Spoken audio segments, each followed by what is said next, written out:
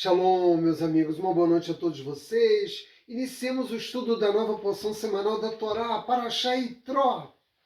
Imaginemos a seguinte situação: um operário da construção civil sofre uma queda de um andaime de 10 metros, mas milagrosamente sobrevive. Que Hashem nos guarde, nos cuide, para que jamais aconteça com nenhum de nós algo dessa natureza. Mas esse homem sobrevive. É natural imaginarmos que, apesar dele sobreviver, que como resultado dessa queda de 10 metros, que ele vai quebrar as pernas, os braços, talvez a bacia, algumas costelas, e a ambulância é chamada e chega e leva esse homem para a emergência de um hospital. Seguramente ele vai ser submetido a inúmeras cirurgias corretivas. E o resumo da ópera é que esse homem vai ter que colocar gesso nas mãos, gesso nos braços, gesso na perna, na cintura, na bacia, no tórax.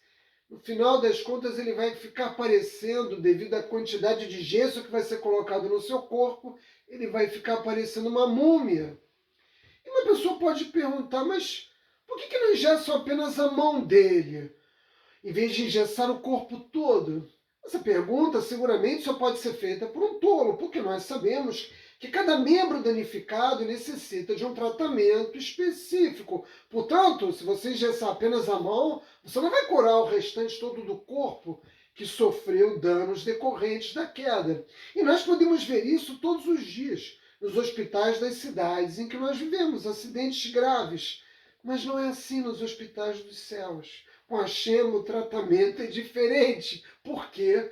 Porque a Kadosh Baruch Hu tem outras possibilidades. Quais são os danos que a Kadosh Baruch Hu cuida de curar? Os danos de natureza, sobretudo espiritual. E uma pessoa suja de pecados é como se ela estivesse igualmente ferida como esse operário que caiu de uma altura de 10 metros de um andaime da obra em que ele trabalhava.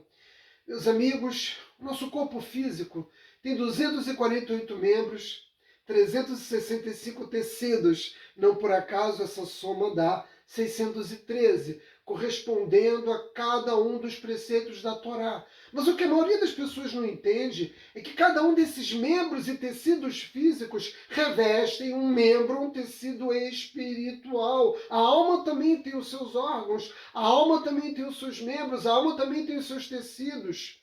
E o corpo físico, ele nada mais é do que uma vestimenta de uma alma, ele reveste, né, a nossa alma imortal. Cada preceito da Torá, portanto, se relaciona a um desses membros. Por isso é tão importante para um judeu cumprir os 613 mandamentos, porque dessa forma ele protege todo o corpo espiritual dele. E vejam, se um de nós sofre uma tragédia e em decorrência dessa tragédia ele sofre a perda de um membro físico, uma amputação de um braço, de uma perna, isso é tomado por nós, como parte da nossa experiência existencial, como uma tragédia pessoal, né? Você perde uma perna, você perde uma mão, você perde um braço, mas as pessoas não têm esse mesmo cuidado, essa mesma preocupação, ou tratam como uma tragédia quando o membro danificado é um membro espiritual, né? Mas esse é o resultado das nossas ações. Uma pessoa suja de pecados, ou seja, que tem uma vida distante das leis divinas, ela causa ao seu corpo espiritual um dano tão grave como um acidente de veículo, uma queda de um andaime, pode causar ao nosso corpo físico. Pecados nos quitam membros espirituais. A Torá fala, na sua narrativa, por inúmeras vezes, das relações proibidas. 99% dos líderes religiosos do mundo que falam em nome de Deus, toda vez que tratam de temas como o adultério, a pedofilia, o incesto, o homossexualismo, debatem esse tema a partir de uma ótica estritamente moral. É claro que há uma dimensão moral envolvida nisso, mas eles não discutem os danos que esses atos causam ao nosso corpo espiritual. E essa é a abordagem, né, que o judaísmo procura tratar esses temas. Portanto, você jamais pode envergonhar uma pessoa publicamente quando você tem a intenção de admoestá-la, quando você tem a intenção de chamar a sua atenção para corrigir as suas ações. Hashem não vai colocar gesso em todo o nosso corpo espiritual. Por quê? Porque, como eu disse, ele tem outras possibilidades de tratamento. Que possibilidades são essas? O Sefer Yeshayahu nos diz: escutem-me e suas almas irão reviver. Como Hashem nos ama, como ele ama a humanidade, mas particularmente como ele ama nós, o povo judeu. Não precisa de bandagem no corpo todo, não precisa de gesso. Tudo pode ser corrigido. Todos os 248 membros espirituais e também os 365 tecidos podem ser corrigidos, podem reviver por meio do uso de um único órgão. E nós temos dois, os ouvidos. Nós precisamos ouvir apenas com o ouvido para conseguir a salvação completa, para corrigir todo o dano que nós causamos ao nosso corpo espiritual quando nos sujamos de pecado, quando esse ouvido escuta, não apenas ouve, mas escuta, internalizando a reprovação, então está em movimento as forças que vão curar você de todos os pecados que você cometeu. Todo o corpo, quando você ouve, recebe vida. Todos os órgãos espirituais recebem vida quando você está disposto a ouvir a palavra de Hashem. Apenas com um órgão, um único órgão espiritual, nós podemos corrigir tudo. Tudo se revive no nosso corpo. Vejam, aquela pessoa perguntou por que não engessar apenas a mão, como uma forma de fazer sarar todo o corpo. No âmbito físico isso é impossível, mas no âmbito espiritual isso é possível. Apenas utilizando o nosso ouvido, ou apenas um deles, nós podemos fazer toda a nossa alma reviver. E como começa Parashá Yitro? Vaishma Yitro, Koi Midian, escutou Yitro, sacerdote, chefe de Midian.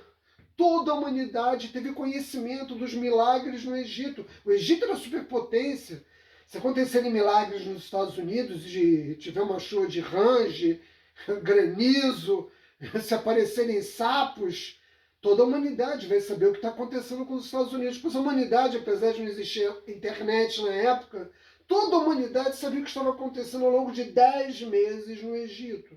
Todas as nações do mundo sabiam como a Kadosh Baruch Hu estava punindo os egípcios para trazer redenção ao povo judeu. Quando nós saímos e o mar de juncos se abriu, o mar se abriu em todas as partes do mundo, todos os rios, todos os mares se abriram, e é por isso que os índios no Brasil têm lendas que falam da abertura dos rios, e é por isso que na Babilônia existem lendas e parte dos mitos de todas as nações falam desse episódio, porque ele teve lugar em todo o mundo. Todos os seres humanos da face da terra tiveram conhecimento dos milagres envolvendo o povo judeu. E isso se repetiu, né, depois no deserto. Eu não tive a oportunidade de dizer que um dos milagres, porque são muitos, no último vídeo, um dos milagres associados ao maná é que ele caía e ele formava uma montanha tão alta que as nações do leste e do oeste podiam ver ao longe a montanha de maná que Hashem fazia chover no deserto para alimentar o povo judeu. E Yitro foi o único.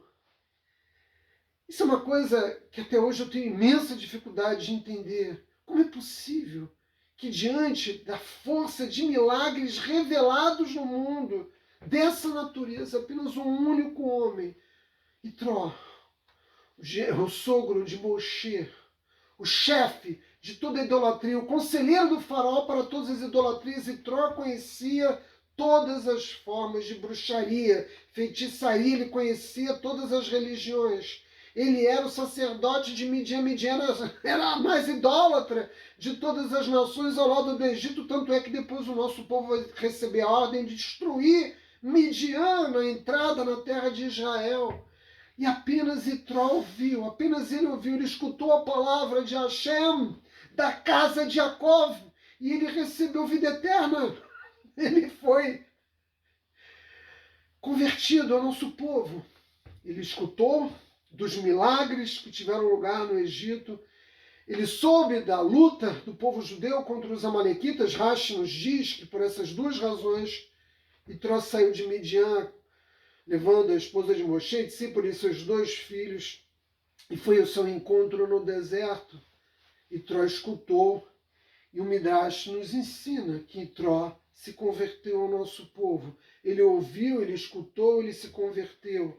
Um bom ouvido, portanto, tem o poder de nos oferecer a cura completa para todos aqueles que são os nossos males, dito de uma outra forma, das nossas transgressões. Por quê? Se você não ouvir, você não vai iniciar um processo de techuvá. Como você pode alcançar a salvação completa se você sequer está atento às reprovações que são feitas? E a Torá tem capítulos inteiros dedicados a essas reprovações. Naturalmente, eles são dirigidos principalmente a nós judeus, mas essas reprovações elas também valem para os não-judeus. Se Hashem proíbe a idolatria, se Hashem pede a modéstia, se Hashem pede dos monoteístas, dos noéticos, que cumpram as leis noéticas, evidentemente existe punição, né, para o descumprimento desses preceitos. Todos os dias eu publico no Pérolas da Sabedoria Judaica, nossa plataforma no Facebook, pelo menos 10 artigos de conteúdo sobre a Parashá ou de ética judaica. E como as pessoas reagem diante disso? A nossa plataforma tem 35.600 pessoas. As pessoas leem, as poucas que leem, elas escrevem nos comentários: Toda Rabá, obrigado, obrigado, obrigado.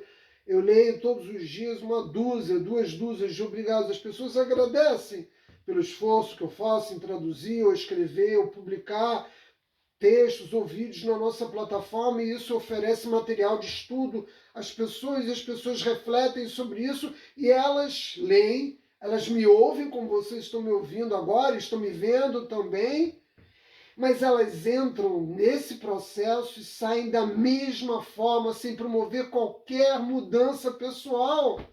Elas agradecem, mas elas não estão dispostas a receber isso nos seus corações. Elas não estão dispostas a receber essa reprovação, elas não estão dispostas a receber a sabedoria judaica. As pessoas querem a sabedoria judaica, mas elas não estão dispostas a promover as mudanças nas suas vidas necessárias para realmente receber o valor dessas lições de ordem ética que estão contidas vastamente em cada um dos versos da Torá. Elas entram e saem desses processos exatamente da mesma forma. E isso explica, em parte, por que só Itró, né, procurou Moshe Rabbeinu no deserto, procurou o acampamento de Israel. Isso é muito grave.